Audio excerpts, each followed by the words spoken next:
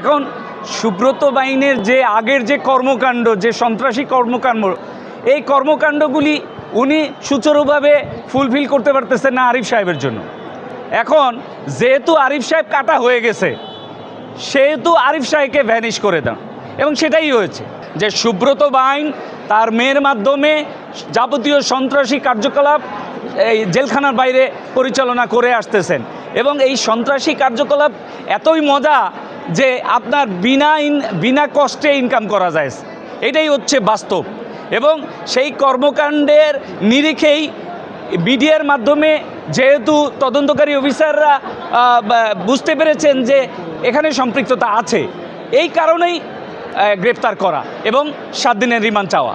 আমাদের বাংলাদেশের যে বড় বড় প্রবলেমগুলি ক্রিয়েট হয়েছে, সব জায়গায় মেয়েরা আছেন।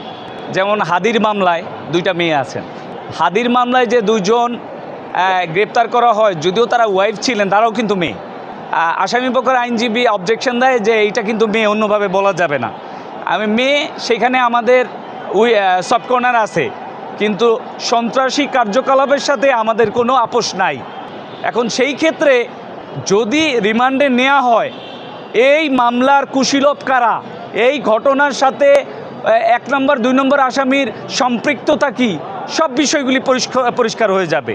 আরিফ সাহেব সন্ত্রাসী কার্যকলাপের শিকার হয়েছেন, ওনার মুখ বরাবর গুলি করা হয়েছে, ওনাকে ধারালো ছুরি দিয়ে আঘাত করা হয়েছে, ওনার মৃত্যুও হয়েছে।